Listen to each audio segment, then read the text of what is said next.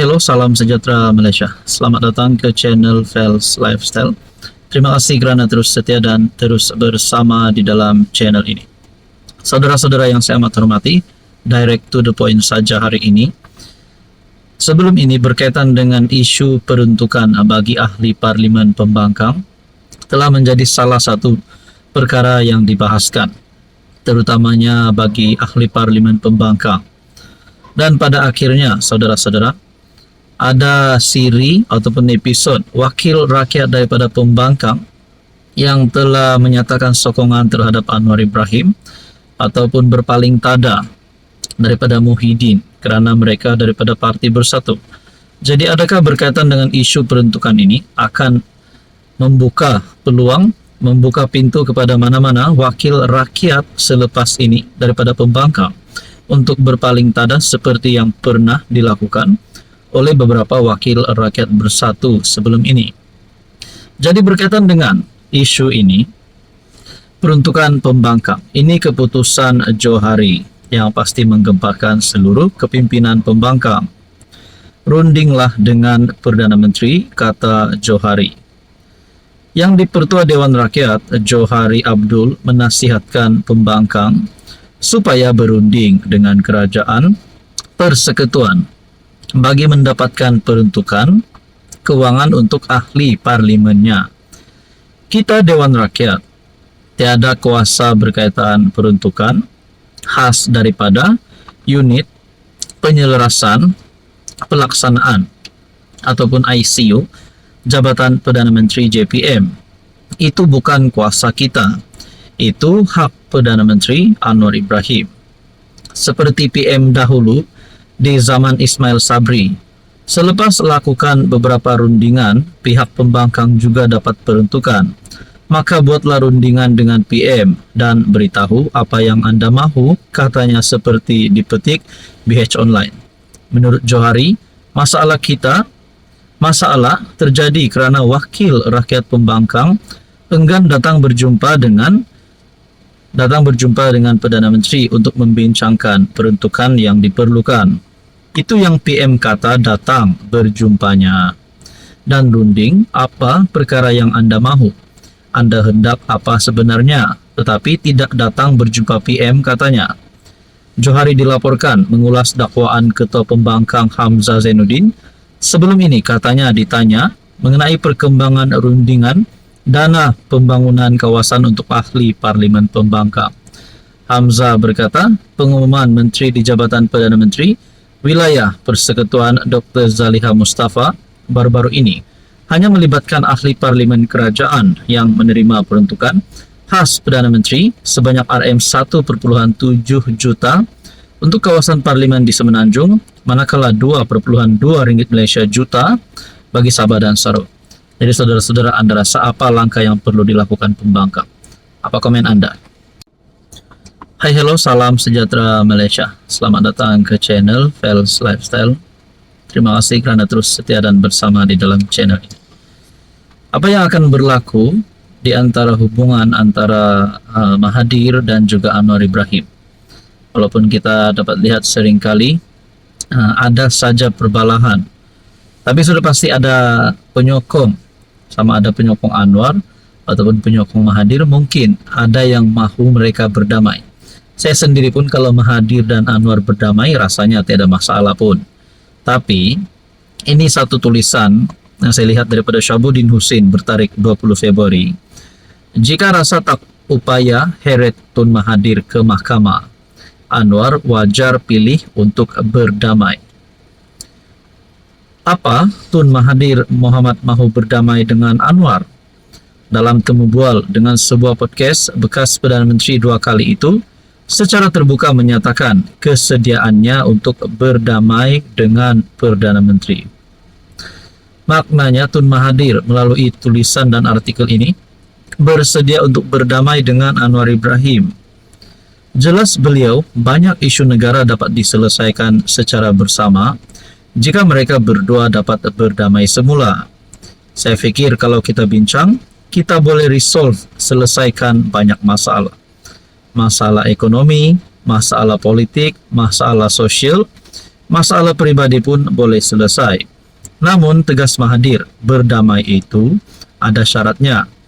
Katanya syarat untuk berdamai itu ialah Anwar perlu menarik balik tuduhan yang menuduh beliau mencuri duit negara. Jadi maknanya, adakah di sini saya nak buat satu persoalan lah dan pertanyaan. Adakah di sini Tun Mahathir takut berkaitan dengan tuduhan Anwar yang bahwa beliau mencuri duit negara, menuduh beliau mencuri duit negara? Bila Mahathir takut lalu beliau ingin berdamai dengan Anwar supaya case ini tidak menjadi satu perkara yang boleh membuat Mahathir berisiko untuk masuk penjara dan disaman. Nah, jadi ini menjadi pertanyaan lah. Ataupun sebenarnya Anwar akan menerima ataupun berdamai dengan Mahathir, lalu Mahathir bakal bersama-sama dengan Anwar di dalam tampuk kerajaan kepimpinan Madani, kerajaan perpaduan hari ini. Dan mungkin tidak mustahil juga Mahathir akan menjadi Perdana Menteri lagi. Tak tahulah, umur Mahathir pun sudah hampir sudah 100 tahun pada tahun ini.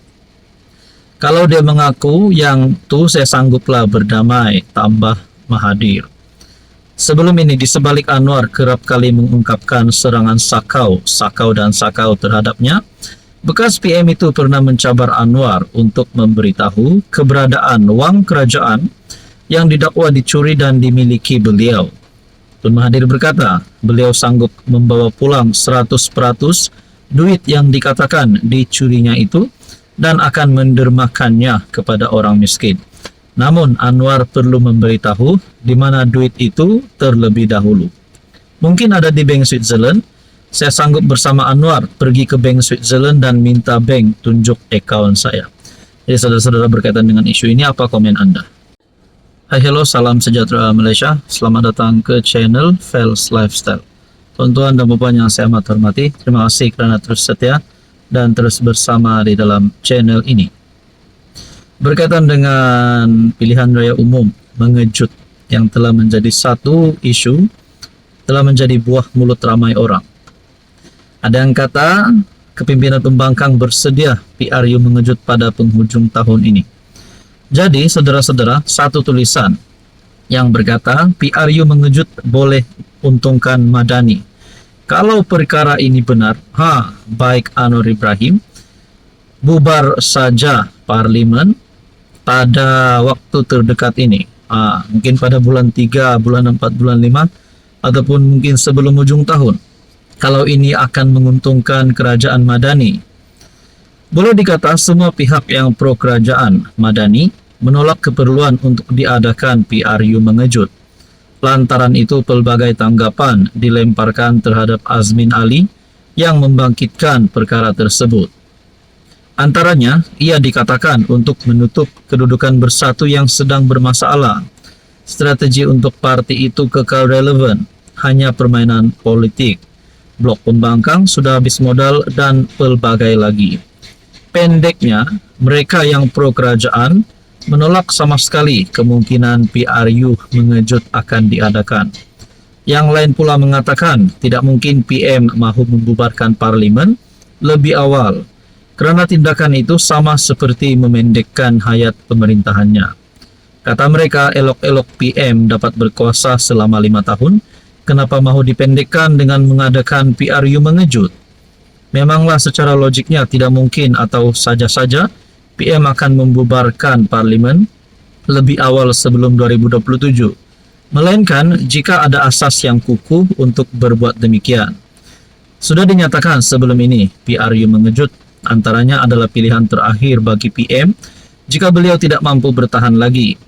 Di Sabah misalnya, telah banyak kali Ketua Menteri mengambil keputusan membubarkan DUN lebih awal bagi memaksa PRN mengejut lantaran agresifnya cubaan untuk menjatuhkan kerajaan negeri.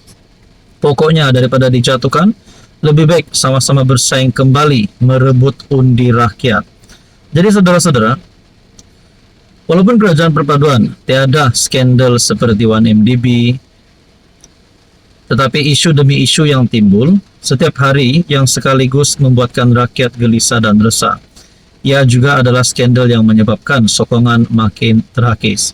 Sebelum hakisan itu merobohkan tebing, mengadakan PRU mengejut adalah jawaban untuk memanjangkan hayat kekuasaan.